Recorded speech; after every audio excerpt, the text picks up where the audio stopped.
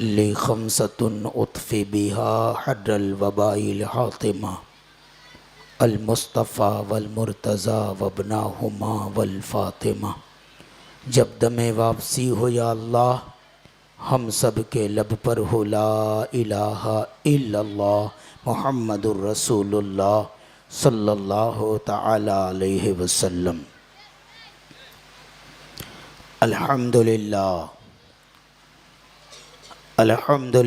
الذی ہدانا سواء الطریق وجعل لنا التوفیق خیر رفیق، والصلاة والسلام علی من ارسلہ ہدا ہوا بالاہتداء حقیق، وعلی آلہ وصحابہ الذین سعیدوا فی مناہج الصدق بالتصدیق، اما بعد فاعوذ باللہ من الشیطان الرجیم، بسم اللہ الرحمن الرحیم۔ یا ایہا الذین آمنوا کلوا من طیبات ما رزقناکم واشکروا للہ ایاہ تعبدون۔ صدق اللہ المولانا العظیم وبلغنا رسولہ النبی الامین المختار الکریم، ونحن علی ذلک لمن الشاہدین والشاکرین، والحمد للہ رب العالمین۔ آج کے اس عظیم الشان اجلاس میں تشریف فرما تمام قابل قدر بزرگوں اور دوستوں، ہم عمر ساتھیوں، عزیز بچوں، پردہ نشین ماں اور بہنوں، السلام علیکم ورحمۃ اللہ وبرکاتہ۔ قرآن عظیم کی جس آیت کریمہ کو میں نے موضوع سخن بنایا، اللہ پاک اپنے محبوب پاک صاحب لولاک صلی اللہ علیہ وسلم کے صدق و طفیل مجھے اس کے سلسلے میں حق کہنے، آپ حضرات کو حق سننے اور ہم سب کو اس پر عمل کرنے کی توفیق رفیق عطا فرمائے۔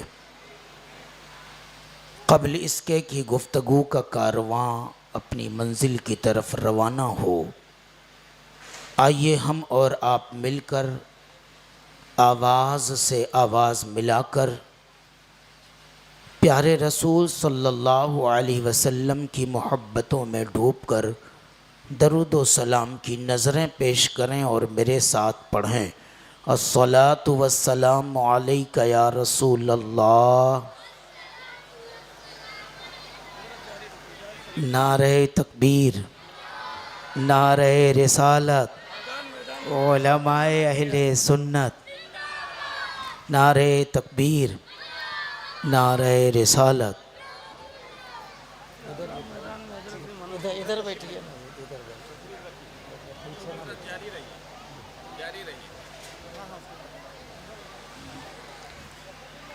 الصلاۃ والسلام علیک یا حبیب اللہ وعلی آلک وصحابک یا نور اللہ صلی اللہ تعالی علیہ وسلم۔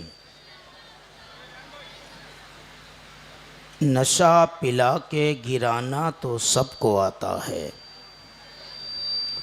نشہ پلا کے گرانا تو سب کو آتا ہے، مزہ تو جب ہے کہ گرتوں کو تھام لے ساقی، مزہ تو جب ہے کہ گرتوں کو تھام لے ساقی، جو بادہ کش تھے پرانے وہ اٹھتے جاتے ہیں، جو بادہ کش تھے پرانے وہ اٹھتے جاتے ہیں، کہیں سے آب بقائے دوام لے ساقی، کٹی ہے رات تو ہنگامہ گستوری میں تیری، کٹی ہے رات تو ہنگامہ گستوری میں تیری، سحر قریب ہے اللہ کا نام لے ساقی، سحر قریب ہے اللہ کا نام لے ساقی۔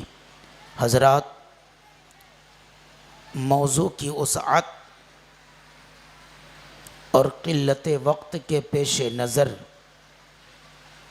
کسی لمبی تمہید میں جائے بغیر میں اپنے موضوع پر ہی کچھ گفتگو کر کے اپنی باتوں کو تمام کرنا چاہوں گا۔ آپ دیکھ رہے ہیں شہر بھیونڈی کے دو بڑے ہی شاندار جاندار عظیم خطبہ مدرسین تشریف فرما ہیں، ابھی ان کو بھی آپ سماعت کریں گے۔ پھر نبی رہے اعلیٰ حضرت تشریف لانے والے ہیں، ان کی کچھ نصیحتیں سنیں گے اور ان کا دیدار کریں گے۔ تو بلا تاخیر میں اپنے موضوع کی طرف روانہ ہوتا ہوں۔ آپ حضرات ایک مرتبہ درود و سلام سنا دیں۔ اللہم صلی علی سیدنا مولانا محمد مبارک وسلم، صلاۃ و سلام علیک یا سیدی یا رسول اللہ صلی اللہ تعالی علیہ وسلم۔ ایسا لگا جیسے کہ میں نے کوئی بہت بڑا چندہ مانگ لیا آپ سے۔ درود شریف پڑھنے کی زحمت کیا دے دی، محسوس ہوا کہ لمبا بڑا چندہ مانگ لیا، اس لیے آپ پر گراں گزرا اور آپ نے کنجوسی سے کام لیا۔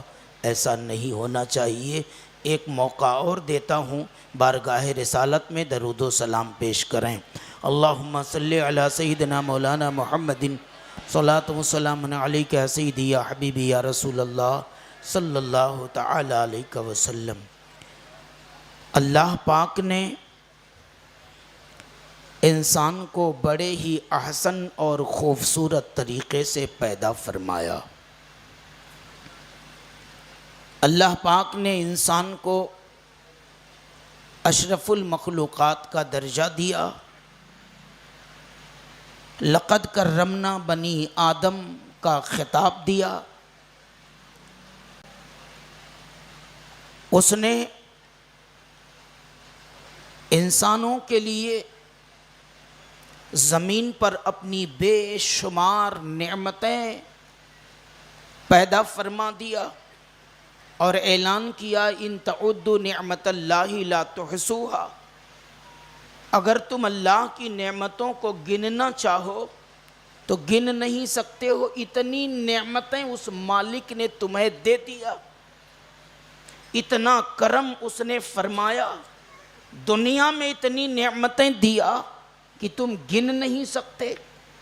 پھر عقبہ میں آپ کے لیے اعلان کیا کہ میرے بندے جب میرے پاس آئیں گے تو کانت لہم جنات الفردوس نزلا کا مژدہ دیا کہ میں نے جنت بنا رکھی ہے جو ہمارے بندوں کے لیے مہمان خانہ ہے، اور اس کے اندر ایسی ایسی نعمتیں ہم نے رکھی ہیں جو تمہارے وہم و گمان میں نہیں آ سکتی ہیں۔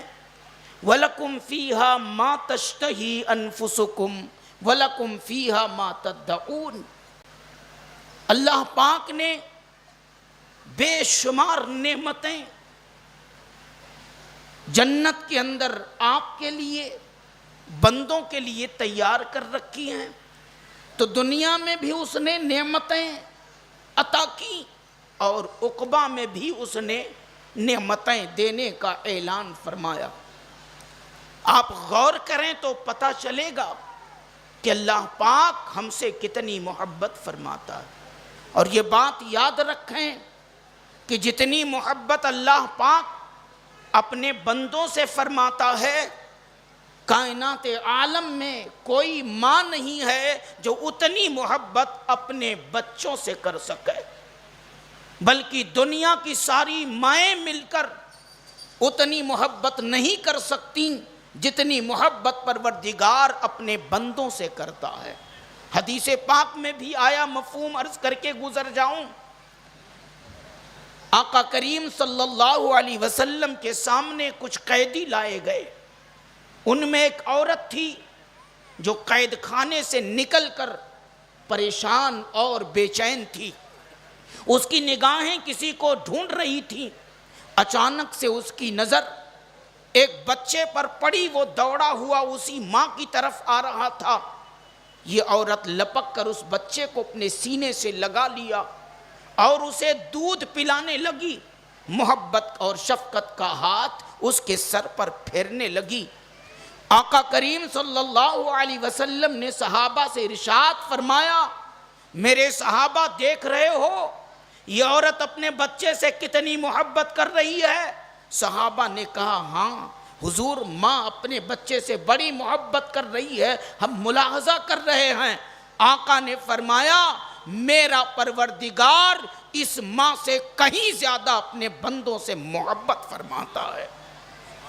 اس کی محبت کی یہ کھلی دلیل ہے کہ صبح سے لے کر شام تک آپ گناہ کرتے ہیں، اس کی رضا جوئی کہیں کرتے نظر نہیں آتے، باوجود اس کے وہ بھوکا نہیں سلاتا ہے، وہ تمہیں مصیبتوں میں گرفتار نہیں کرتا ہے، تو وہ بہت محبت اپنے بندوں سے فرماتا ہے۔ اب آپ سے ہم پوچھتے ہیں آپ اپنے رب سے کتنی محبت فرماتے ہیں، وہ آپ بتائیں۔ آپ اپنے رب کی رضا کتنا ڈھونڈتے ہیں، وہ آپ بتائیں۔ صبح سے لے کر شام تک کے اللہ کی نعمتیں کھاتے ہو مگر اسے یاد کتنا کرتے ہو، یہ آپ بتائیں اور سوچیں، غور کریں۔ پھر اگر بات سمجھ میں آئے تو ان باتوں پر عمل کریے، اور جس قدر وہ ہم سے محبت فرماتا ہے ہم کو بھی چاہیے کہ اس کا ذکر کریں، اس کا شکر کریں، اسے یاد کریں، سوتے جاگتے اٹھتے بیٹھتے اپنے پروردگار کو یاد کرتے رہیں۔ اللہ رب العزت نے اس دنیا میں ہمیں پیدا کیا، ہمارے پیدا ہونے سے پہلے ہمارے رزق کا انتظام کر دیا اور پاکیزہ رزق کا انتظام کیا۔ ماں کے پستان میں ہمارے لیے ایسا خوراک رکھ دیا کہ آپ اگر پیسہ لے کر ایسا خوراک زمانے میں ڈھونڈیں تو نہیں مل سکے گا جو اللہ پاک نے ماں کے دودھ میں رکھا ہے، یہ اس کا احسان ہے۔ اور پھر وہ کہتا ہے، قرآن پاک دیکھیں، کھانے پینے کے حوالے سے درجنوں آیات قرآن پاک کے اندر موجود ہیں، درجنوں آیات۔ اللہ پاک نے کھانے پینے کے حوالے سے آیات کا نزول فرمایا کہ میرے بندو تمہیں کیا کھانا ہے اور تمہیں کیا نہیں کھانا ہے۔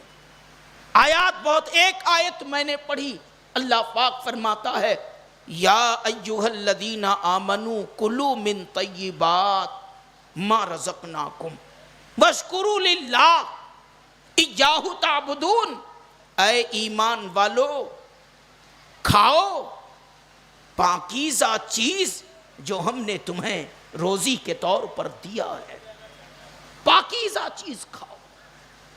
کلوا واشربوا من رزق اللہ، اللہ کی دی ہوئی روزی خوب کھاؤ پیو، تمہارے لیے کوئی ممانعت نہیں ہے، اس نے تمہارے ہی لیے نعمتیں پیدا کی ہیں۔ واشکروا للہ، مگر اپنے رب کا شکر ادا کرو، اپنے رب کا ذکر کرو، جس کی نعمت کھاؤ اسے فراموش نہ کرو۔ اب آپ دیکھیں انسان کتنا غافل ہے، مخلوقات میں سب سے زیادہ غافل انسان پایا جاتا، حتیٰ کہ جانور بھی اتنا غافل نہیں ہوتا جتنا غافل انسان ہے۔ اللہ نے پاکیزہ رزق تمہارے لیے رکھا، پاکیزہ میوے تمہارے لیے رکھا، اللہ نے عمدہ اشیاء خوردنی تمہارے لیے رکھا، اناج کا بھنڈار تمہارے لیے رکھا۔ باقی دوسری مخلوقات کے لیے دیکھیں تو ان کے لیے یہ سب انتظام نہیں۔ ایک جانور اٹھتا ہے، وہ آپ کے کھوٹے پر ناچتا ہے، آپ اپنی مہربانی سے اسے دے دیتے ہیں، اسی پر قناعت کرتا ہے۔ دوسرے جانور جنگل کے کونے کونے میں یہاں وہاں سے چر کر اپنا پیٹ بھرتے ہیں۔ کتوں کو دیکھیں گلیوں کوچوں میں دوڑ دوڑ کر ایک لقمہ یہاں سے ایک لقمہ وہاں سے کہاں کہاں سے لقمے پاتے ہیں، اور بعض اوقات ایک کتا کئی دن بھوکا رہ جاتا ہے، پیاسا رہ جاتا ہے، اسے کھانے کو کچھ نہیں ملتا، مگر پھر بھی روایت کہتی ہے کہ وہ اپنے اللہ کا شکر کرتا ہے، اپنے اللہ کا ذکر کرتا ہے، اپنے رب کو فراموش نہیں کرتا ہے۔ یہی حال تمام جانوروں اور تمام مخلوقات کے حوالے سے ملتا ہے۔ یسبح للہ ما فی السماوات والارض، زمین و آسمان میں جو کچھ مخلوقات ہیں سب اپنے رب کو پہچانتے اور اس کا ذکر کرتے ہیں۔ اگر غافل کوئی نظر آتا ہے تو انسان نظر آتا ہے۔ آپ یہی غور کریں، وہ کہتا ہے میرے بندے پاکیزہ چیزیں کھاؤ، پاکیزہ چیزیں پیو، سب تمہارے لیے ہیں، مگر بندہ پاکیزہ چیزیں چھوڑ کر شراب پینے دوڑ رہا ہے، بیئر پینے دوڑ رہا ہے، گٹکھا کھانے دوڑ رہا ہے، بمل کھانے دوڑ رہا ہے۔ وہ چیزیں جو انسان کو برباد کر کے رکھ دیں ان کی طرف انسان دوڑ رہا ہے۔ بتائیے کتنی بڑی غفلت ہے۔ اب آج میں کچھ احتساب کرنا چاہوں گا، آپ اور ہم مل کے کچھ حساب لگانا چاہیں گے۔ دیکھیے کہ کتنی بڑی خطا ہم اور آپ کر رہے ہیں۔ اول تو یہ سمجھا دوں، ابھی میں نے ذکر کیا کتے کا، اس کو 10 دن بھوکا رکھیے، وہ بھوک و پیاس سے بالکل تڑپنے لگے، پھر ایک پیالے میں بمل بھر کے اس کے آگے رکھ دیجئے تو وہ نہیں کھائے گا، منہ ہٹا لے گا، تمہیں بتا دے گا اپنی خاموش زبان سے کہ اللہ نے یہ میرے لیے نہیں پیدا فرمایا، اللہ نے جس میں میرا رزق رکھا ہے میں وہی کھاؤں گا، بھوکا مر جاؤں گا مگر یہ نہیں کھاؤں گا۔ وہ کتا ہے مگر بمل نہیں کھائے گا، وہ کتا ہے مگر گٹکھا نہیں کھائے گا۔ آپ اشرف المخلوقات ہیں، دبا کے کھائیں گے، آپ اشرف المخلوقات ہیں، منہ میں بھرے رہیں گے، چاہے بدبو آئے، چاہے منہ سڑ جائے، چاہے کینسر پکڑ لے، مگر کھائیں گے۔ یہ سرکشی نہیں ہے تو کیا ہے؟ گٹکھا کمپنی قائم کرنے والا وجے تیواری گٹکھا کمپنی بند کر دیا، اس کے نقصانات بتا دیا، مگر آپ نہیں چھوڑیں گے۔ ہمارے سامنے ایسے لوگ بھی گزرے ہیں اور موجود ہیں، کچھ قبرستان پہنچ گئے، اللہ اکبر، جنہیں گٹکھا چھوڑنے کے لیے کہا گیا مگر نہیں مانے، اور جب کینسر نے پکڑ لیا تڑپ تڑپ کے مر گئے۔ وہ بوڑھی ماں جس نے بچے کو جوان کرنے کے لیے اپنے آپ کو بوڑھی کر لیا تھا، وہ اپنے بیٹے کا لاشا اٹھتے دیکھ رہی ہے، جنازہ اٹھتے دیکھ رہی۔ کتنی مائیں ایسی ملیں گی، آپ کو نہ ملے چلیے میں ملاقات کروا دوں، بیٹا بمل کھا کے کینسر کے زد میں آ کے مر گیا، گٹکھا کھا کے مر گیا، ماں بھٹک رہی ہے، سہارا چلا گیا، ماں بھٹک رہی ہے، بڑھاپے کی لاٹھی چلی گئی۔ اور یہ بھی سن لیں، ایک آدمی وہ ہے جو زہر پی لے تو فوراً مرتا ہے، مگر گٹکھا کھانے والے کو جب کینسر پکڑتا ہے تب وہ یوں نہیں مرتا، گھر بیچوا کے مرتا ہے، قرض کا بوجھ لاد کے مرتا ہے، سمپتی بیچوا کے مرتا ہے، بچوں کو روڈ پہ چھوڑ کے مرتا ہے۔ یہ ایمو یہ کیمو اس سے کچھ فرق نہیں پڑتا، مرنا ہی پڑتا ہے۔ گھر والے آپ کی محبت میں پیسہ خرچے کرتے چلے جاتے ہیں، اخیر میں آپ قبرستان چلے جاتے اور قرض کا بوجھ اپنے ورثہ پر لاد کے چلے جاتے، کوئی فائدہ نہیں اس سے۔ میں کہتا ہوں پیارے، آپ ایک تجزیہ کریں، گٹکھا کھا کے تھوک دیں اور گٹر کا پانی رکھ دیں، سب سے زیادہ گھن آپ کو گٹکے پر آئے گی۔ اتنی گندی چیز ہے وہ، اس میں جو اشیاء ملائی جاتی ہیں، جو کیمیکل ملائے جاتے ہیں، وہ انسان کو مارنے کے لیے ملائے جاتے ہیں، زہر قاتل ہیں وہ چیزیں، مگر آپ کہاں ماننے والے، مگر آپ کہاں سننے والے۔ کتنی سرکشی ہے، اللہ اکبر کبیرہ، جو چیز کتا نہ کھائے وہ آپ کھانے کے لیے تیار، بکری جانور نہ کھائیں وہ آپ کھانے کے لیے تیار۔ اس پیکٹ پر باضابطہ لکھا ہوتا ہے کہ یہ تمہارے لیے مہلک ہے، مر جاؤ گے، پھر بھی آپ کھاتے چلے جاتے ہو۔ یہ کتنی بڑی سرکشی ہے۔ اب ذرا حساب کریں پیارے، اور پھر یہ شکایت کرتے ہیں کہ گھر میں برکت نہیں، روزی میں برکت نہیں، کاروبار میں ترقی نہیں، خسارہ ہی خسارہ ہے، ذلت ہی ذلت ہے۔ آئیے میں اپنی چھوٹی سمجھ کے مطابق ایک حساب پیش کرتا ہوں۔ ہم انصار نگر محلے کو لیتے ہیں۔ انصار نگر اتنا بڑا محلہ ہے، ایک آدمی اگر گٹکھا کھاتا ہے منیمم اس کا 10 روپیہ آپ پکڑیے کہ وہ ایک دن میں 10 روپے کا گٹکھا کھاتا، اور پورے محلے صرف 10 روپے سے لے کر گفتگو۔ وہ مہنگے سگریٹ نہیں، 250 روپے 300 روپے کی ایک پیکٹ سگریٹ، کچھ لوگوں نے ہمیں بتایا، اللہ اکبر، وہ پیتے۔ وہ 250 300 کو لے کر حساب نہیں بتا رہا، میں صرف 10 روپے سے لے کر۔ ایک محلے میں ایک آدمی صرف 10 روپے کا روزانہ گٹکھا کھائے، اور ایسے صرف 500 لوگ پکڑیے، ایک محلے میں 500 لوگ پکڑیے، 10 روپے کا روز 500 لوگ گٹکھا کھائیں گے تو ایک دن کا کتنا بنے گا ذرا بتائیے تو؟ 5000 بنے گا۔ کتنا؟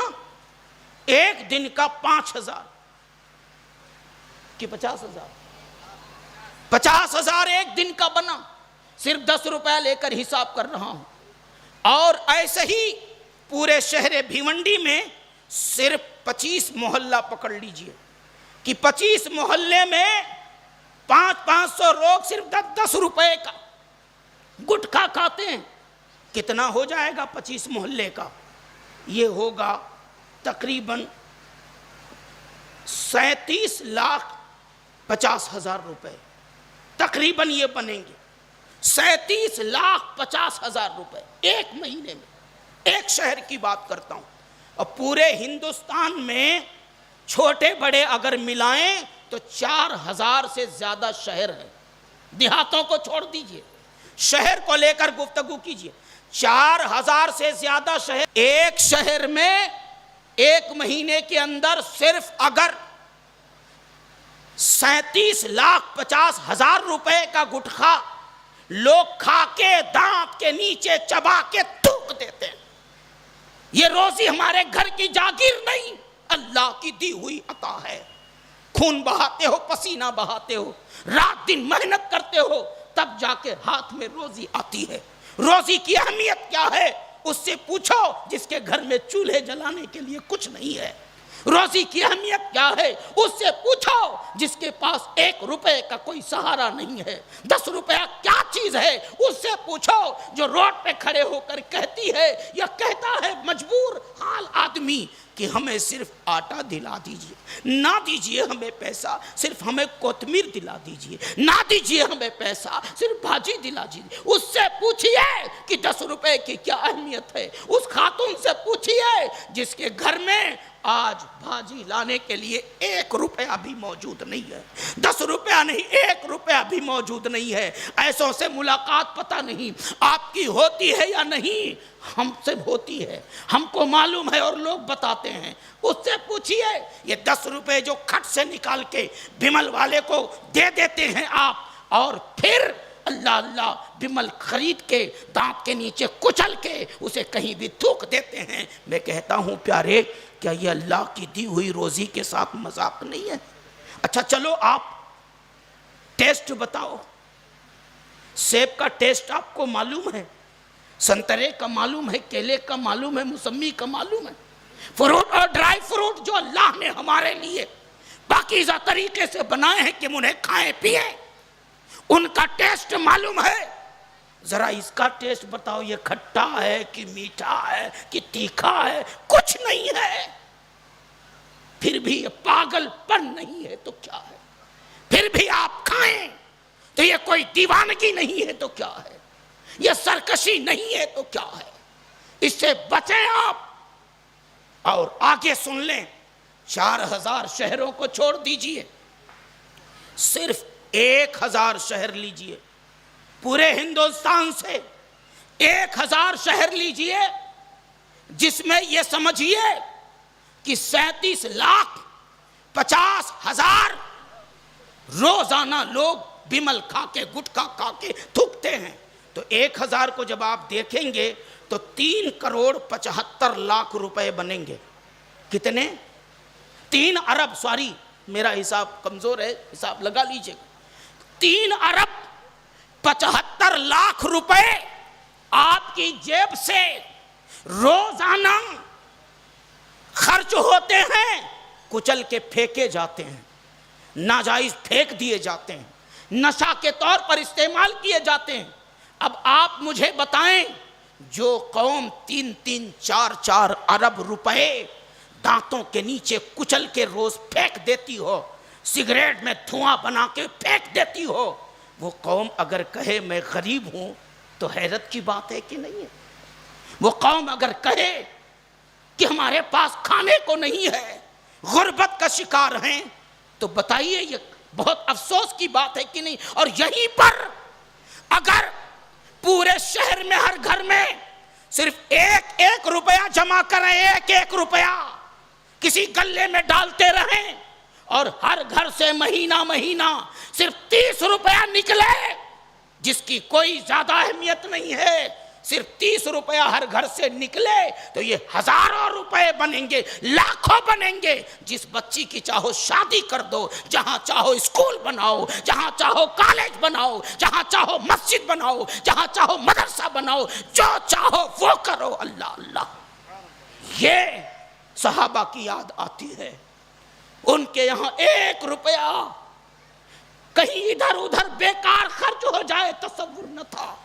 سیدنا عثمان غنی کی زندگی سے وہ 1 لائن خالی لے لیں کہ چراغ کی بتی تھوڑی سی تیز ہو گئی، چراغ کی بتی تیز ہو گئی، جس سے وہ تیل زیادہ کھینچنے لگا۔ آپ ناراض ہوئے، گھر کے افراد پر غصہ ہوئے، جلال میں آ گئے کہ یہ چراغ تم نے تیز کر دیا ہے، جس سے وہ تیل زیادہ کھینچ رہا ہے۔ کل قیامت میں اللہ پاک مجھ سے پوچھے گا تو کیا جواب دوں گا؟ ہائے ہائے ہائے، وہ جن کے پاس خزانے بھرے پڑے تھے، وہ چراغ کی بتی تیز ہونا گوارا نہیں کرتے تھے۔ اے انسان، تو 10-10 روپے 100-100 روپے یوں کچل کے پھینک دیتا ہے، سگریٹ کے ذریعہ دھواں بنا کے اڑا دیتا ہے۔ ذرا حساب کرو، اگر وہی 10 روپیہ آپ کا روزانہ خرچہ کرتے ہیں، اب 10 ہی کو لے کر حساب کر لیں، مہینے کا 300 ہوا، سال کا 3600 ہوا۔ اگر آپ نے 20 سال ایسا کیا، 25 سال ایسا کیا، 50 سال ایسا کیا، لاکھوں روپے آپ کے نام پر حساب لکھ دیں گے فرشتے، اور کل قیامت میں اللہ کے حضور کھڑے کیے جاؤ گے، اور اللہ پاک پوچھے گا یہ اتنے پیسے جو بطور روزی ہم نے تجھ کو دیے تھے کہ تو کھانا کھائے گا، بچوں کو کھلائے گا، پاکیزہ رزق کھائے گا، تو نے یہ غلط کیوں کیا؟ آپ کے پاس کوئی جواب ہوگا؟ اپنے رب کے سوال کا جواب دے پاؤ گے؟ ڈرو اللہ سے، خوف کرو اللہ کا، اپنے آپ کو کنٹرول میں لاؤ۔ یہ نہ کہو کہ عادت نہیں جاتی۔ اپنے بزرگوں کو دیکھ لو، جب شراب حرام ہوئی تو صحابہ میں سے جن کے گھروں میں شراب کے مٹکے تھے پھوڑ دیے، جس پیالہ سے شراب پی جاتی تھی وہ پیالہ توڑ دیے، پھینک دیے، اور کبھی اس کی طرف پلٹ کے نہ دیکھا۔ آپ بھی انہی بزرگوں کے ماننے والے ہو، انہی کی سیرت دیکھ کر، انہی کے طریقے پر چل کر اگر عادت پڑی ہے تو چھوڑ دو پیارے، اور وہی 10 روپے بچاؤ۔ میں کہتا ہوں مہینے کا 300 روپیہ،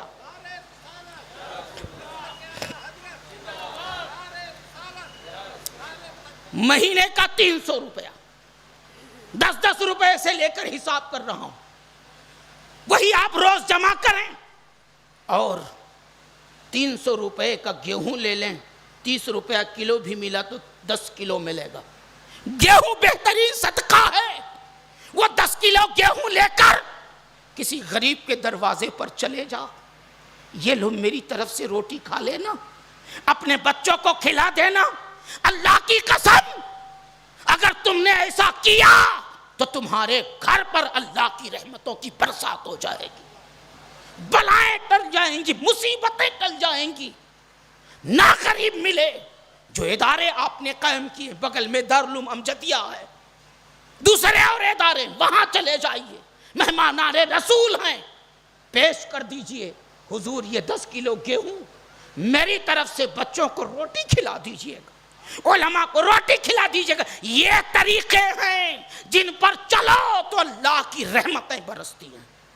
ये तरीके हैं जिन्हें अपनाओ तो जहां जाओ वहां बरकत मिलती है। नाकामी फिर मुकद्दर नहीं बनती, कामयाबी मुकद्दर बनती है। मेरे दोस्तों और बुजुर्गों, वक्त बड़ा कम है, सिमट कर खत्म होने को आया। मुझे कई अनावीन दिए गए थे, वक्त तंग पड़ रहा है। और दूसरा कुछ शराब के हवाले से देख लें, कुछ लोग पता नहीं क्या मजा पाते हैं। आदत गंदी होती है तो आदमी को गंदगी पसंद आती है। दिल जब बीमार होता है तो गंदगी की तरफ आदमी माइल हो जाता है। शराब, मैं एक मिसाल देके गुजरूंगा, तफसील में जाने का समय नहीं है। मैं कहता हूं, अगर आपके घर में रात में दाल चावल सालन सारा सब एक में गोंज दिया जाए और उसे रख दिया जाए खुला घर में, उसी में मक्खी मच्छर सब आवन जावन करें, सुबेरे आपसे कहा जाए उसे खाइए तो खाओगे? पूछ रहा हूं, खाओगे? अगर वही खाना दिन भर रखा रहे, फिर रात भर रखा रहे, 2-3 दिन रखा रहे, उसमें से फेस उठने लगे, कीड़े पड़ जाएं, आपसे कोई कहे इसे खाओगे तो खाओगे? बीवी कह दे खा लो जनाब तो खाओगे? नहीं खाओगे, कहोगे ये सड़ा गला मैं नहीं खाऊंगा। आप जरा ये उलमा बैठे हैं उनसे पूछो, या खुद ही जाके तहकीक को सर्च कर लो, ये शराब बनाई कैसे जाती है। पाकीज़ा चीजें जिन्हें अल्लाह ने पाकीज़ा बनाया है, वो जालिम पहले उसे सड़ाते हैं। शराब आबादी में नहीं बनाई जाती, उसकी बदबू से मरने लगोगे, इतनी बदबू उठती है। एक सुनसान जगह पर एक खंदक खोदी जाती है, एक गड्ढा बनाया जाता है, उसके अंदर शराब बनाने वाली चीजें, अंगूर गेहूं वगैरह कुछ और जो भी है डाल देते हैं और उसे छोड़ देते हैं। वो उसी में खूब सड़ता है, सड़ता है, सड़ता है, सड़ता है, ये बड़े बड़े कीड़े पड़ जाते हैं, बदबू उठती है, ऐसी बदबू कि उसके करीब जानवर न जाए, ऐसी बदबू कि उसके करीब से कोई गुजर न सके। जब बिल्कुल फेस उठने लगता, कीड़े उसमें पड़ के रेंगने लगते हैं, तब वो सारा उठा के मशीन में पीस दिया जाता है। कौन इतना मेहरबान है कि कीड़े निकालते बैठेगा? सारे पीस दिए जाते हैं, अब वो पानी में कन्वर्ट हो जाते हैं, सब पानी बन जाता है। फिर उसे फिल्टर मशीन में डाला जाता है, कचरा निकल जाता है, कीड़ों में कहाँ हड्डी होती है, सब उसी में पिस जाते हैं। और फिर उसे फिल्टर किया जाता है, फिल्टर करते हैं तो एक खास रंग में पानी की तरह जमा होता है। फिर उसे शानदार लेबल लगाकर एक बेहतरीन बोतल में उसे पैक किया जाता है और मार्केट में खूबसूरत अंदाज में आपको दिया जाता है। अब मुझे बताओ, कोई पाखाना अगर खूबसूरत पैकिंग में दे तो कोई लेगा? पेशाब कोई लेगा? नहीं लेगा। फिर ए बनी आदम, ए रसूलुल्लाह के गुलामों, मेरे नबी के दीवानों, तुम्हें क्या हो गया है? वो सड़ी गली चीज जिसे कोई ना पसंद करे, उसे आप अपने हलक के नीचे लेते हो। हमें याद आ रही है हजरत शेर बेशे अहले सुन्नत की, जब उनके सामने शराब के हवाले से मुद्दा रखा गया, मुख्तसर अर्ज करता हूं, तब आपने अपने जलसे में यह कहा कि एक सूअर लाया जाए, साथ में उसका चारा लाया जाए और साथ ही साथ शराब लेकर आया जाए। जब जलसा शबाब पे हुआ तो हुजूर शेर बेशे अहले सुन्नत ने लोगों से और लोगों को मुखातब किया और कहा सूअर का चारा उसके आगे डाल दिया जाए। सूअर का चारा डाल दिया गया, سور اپنا خوراک کھانے لگا. جب وہ خوب مست ہو کر اپنا خوراک کھانے لگا تب آپ نے کہا اب اس کے کھانے پر شراب اونڈیل دو. اب اس کے کھانے پر، سور کے کھانے چارے پر جب شراب کی بوتل اونڈیل دی گئی، سور نے منہ ہٹا لیا، پرے جا کر کھڑا ہو گیا، کھانے سے انکار کر دیا. تب آپ نے کہا اے انسانوں، اے لوگوں، جسے سور پسند نہ کرے وہ تم کھاتے ہو، جس کے قریب سور نہ جائے وہ تم اپنے پیٹ کے اندر رکھو گے. یاد رکھ لینا، سور ناپاک تو ہے مگر شراب نہیں پسند کرتا. کتا آپ کے نزدیک گرا ہوا جانور تو ہے لیکن شراب نہیں پسند کرتا. میرے اللہ کے بندو، میرے رسول کے غلاموں، قرآن سے تعلق رکھنے والوں، رسول اللہ کے دامن سے وابستہ رہنے والوں، لا الہ الا اللہ محمد الرسول اللہ پڑھنے والوں، اللہ نے ایمان دے کر تمہیں پاکیزہ بنا دیا ہے، پھر شراب کے قریب کیوں جاتے ہو؟ آج یہاں عہد کرو نوجوانوں، عہد کرو کہ ہمیں شراب چھڑوانا ہے. اللہ کی قسم بہت باتیں ہیں مگر وقت نہیں ہے. درد بھرا ہے سینے میں. کتنی بیٹیاں ہیں جن کی چال چلن اچھی، چہرہ مہرہ اچھا، سب کچھ ٹھیک ہے مگر شادی نہیں ہو رہی. کیوں؟ باپ شرابی ہے. کتنی بیٹیاں گھر میں بیٹھی ہیں، شادی نہیں ہو رہی، بھائی شرابی ہے. شرابی کے گھر رشتہ کون لے جائے گا؟ ایسے کتنے گھر تباہ و برباد ہیں. ہم ایک مشن بنا لیں. نوجوانوں بہت سارے محاذ پر کام کرتے ہو، اس ایک محاذ بناؤ. اگر تم نے رات دن کی محنت سے اللہ کی قسم کسی ایک ماں کے بیٹے کو بھی شراب چھڑوانے میں کامیاب ہو گئے، میرا اللہ اس کا تمہیں بہترین صلہ عطا فرمائے اور اس کا پورا گھر تمہیں دعا دے گا. یہ نیک کام کرو. شراب بہت منحوس چیز ہے. ایک حدیث کا مفہوم پیش کر دوں. اللہ رب العزت حدیث قدسی اللہ پاک فرماتا ہے جو دنیا میں شراب پیتا ہے میں اسے پیپ پلاؤں گا. قیامت میں پیپ پینے کے لیے دیا جائے. پیپ سمجھتے ہو؟ پیپ جو پھوڑی پک جاتی ہے پھر وہ جو ڈاکٹر دبا کے غلاظت نکالتا اس کو پیپ بولتے. شرابیوں کو اللہ وہ پلائے گا. اور جو لوگ اللہ سے ڈرتے ہیں اور ان چیزوں کو چھوڑ دیتے ہیں اللہ پاک ان کو قیامت میں حوض قدس سے پانی پلائے گا. پاکیزہ پانی، ایسا پانی پلائے گا جس سے کبھی ان کو پیاس نہ لگے گی. میرے دوستو، تو شراب کی لعنت سے بچنا بھی ہے اور جو اس میں ملوث ہیں ان کو بچانا بھی ہے. اب آخری ایک بات اور رہ گئی ہے. حالت تو یہ ہے، ہمارے تو شیرازے بکھرے ہوئے ہیں صاحب. کس کی اصلاح کریں اور کسے چھوڑ دیں. یہ ایسا ہی ہے جیسے سیلاب آیا ہو، چاروں طرف سے باندھیں ٹوٹ گئی ہوں، کہاں کہاں میڑ باندھیں گے، کس کس طرف ہم اصلاح کریں. ہماری تو حالت بگڑ چکی ہے. کوئی ایک نہیں ملتا. ڈھونڈو پورے معاشرے میں ایک نہیں ملتا جو جوانی میں سجدوں کی لذتیں لے رہا ہو، تلاوت کی بہاریں لوٹ رہا ہو، اپنے جوانی کے سجدوں سے اللہ کو راضی کرنے کی کوشش میں لگا ہو. ایک نہیں ملتا، ایک نہیں ملتا. یہ حالت ہماری بن چکی ہے. عادت ایسی بگڑ چکی ہے. کسے ترک کریں اور کون سی بات کو لے کر اصلاح کریں. اب انہی بھیانک ماحول میں ایک موبائل آ گیا ہے. یہ تو مسلسل ایک موضوع ہے جس پر گھنٹوں بولیں آپ. موبائل یہ اچھی چیز بھی ہے اور بری چیز بھی ہے. اگر آپ اس کا صحیح استعمال کریں تو آپ کا نالج بڑھ سکتا ہے، روابط بڑھ سکتے ہیں، بہت کچھ ہو سکتا ہے. یہ قلم کی طرح ہے. قلم اگر رضا کے ہاتھ میں آئے تو مدح نبی لکھتے ہیں. نہ بولو گے؟ یہ قلم کی طرح ہے. قلم اگر رضا کے ہاتھ میں آئے تو وہ نعت نبی لکھتے ہیں، ثنائے نبی لکھتے ہیں. اور اگر گستاخ کے ہاتھ میں آئے تو نبی کو اپنی طرح بشر لکھتا ہے. قلم کا قصور نہیں ہے، چلانے والے کا قصور ہے۔ اہل کے ہاتھ میں قلم جائے تو وہ اچھا کام کرتا ہے، نااہل کے ہاتھ میں چلا جائے تو وہ ظلم کی انتہا کو پہنچ جاتا ہے۔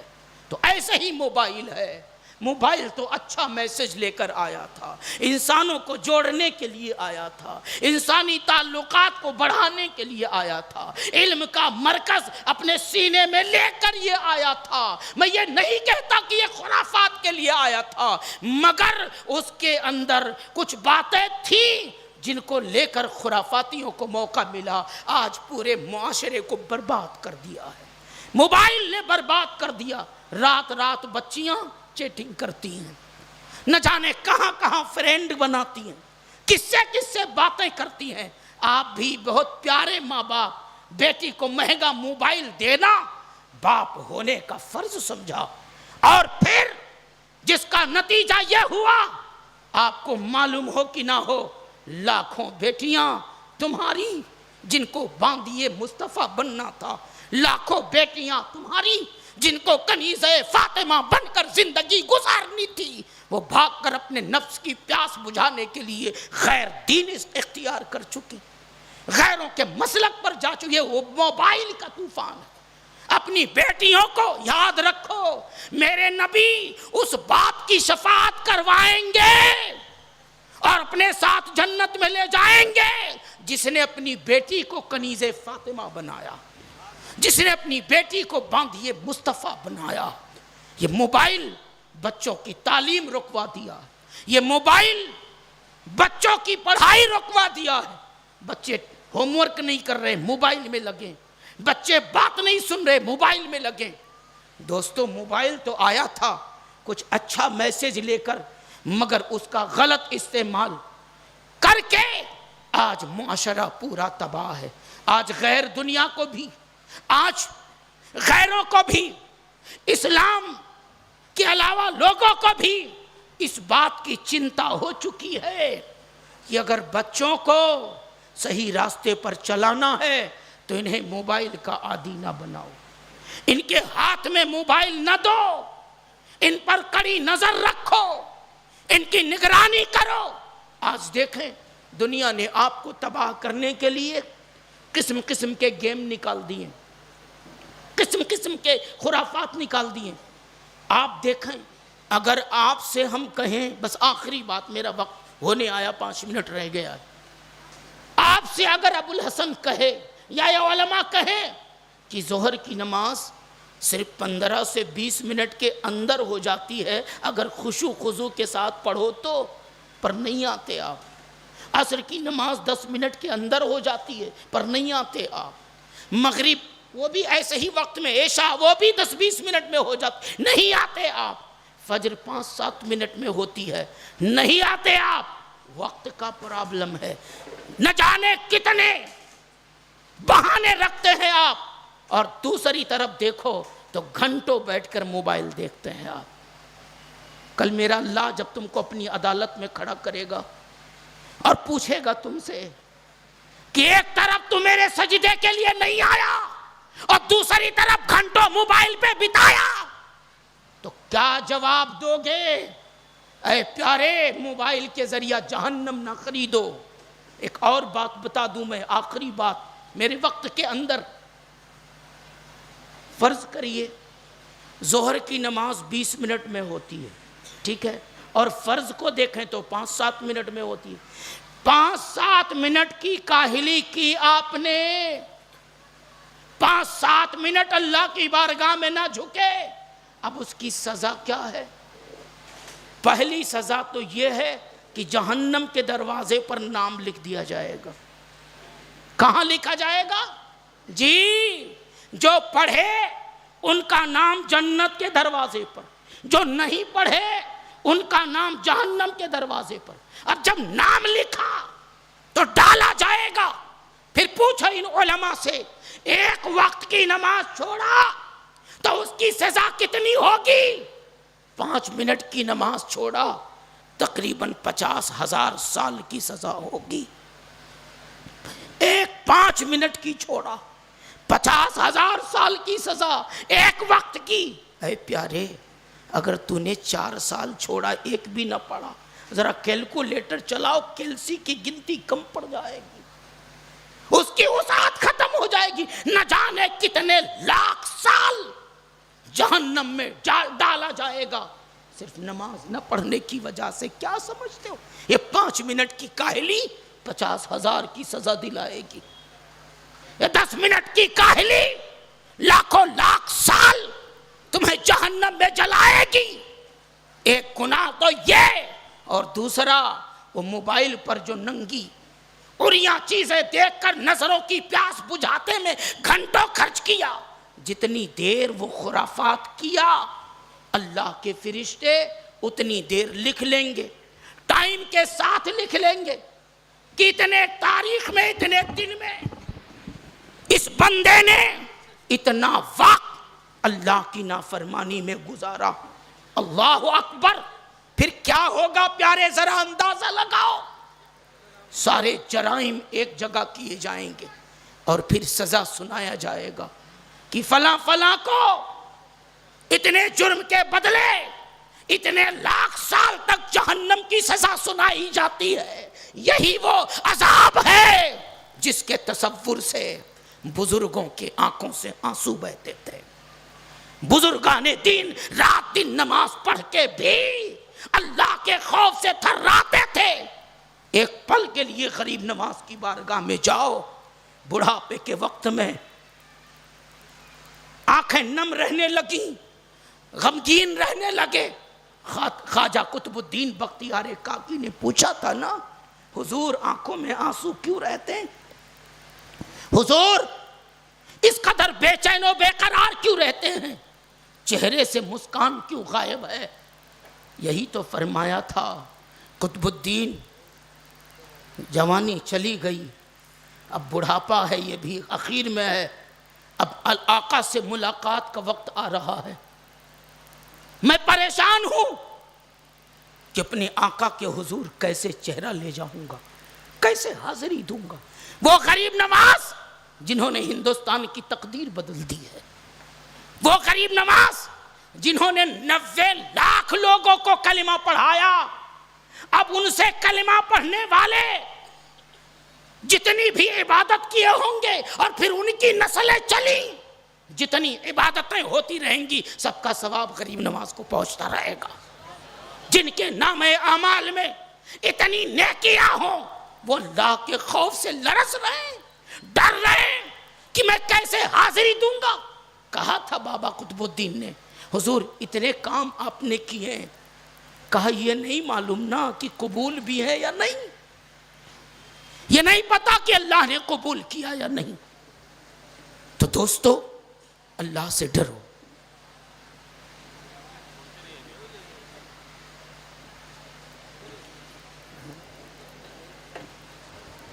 میرا وقت بھی ختم ہوا اور مجاہد سنیت کی آمد بھی ہوئی۔ وما علینا الا البلاغ۔ نعرہ تکبیر، نعرہ رسالت، علماء اہل سنت، مجاہد سنیت حضرت سعید نوری صاحب قبلہ، نعرہ تکبیر، نعرہ رسالت۔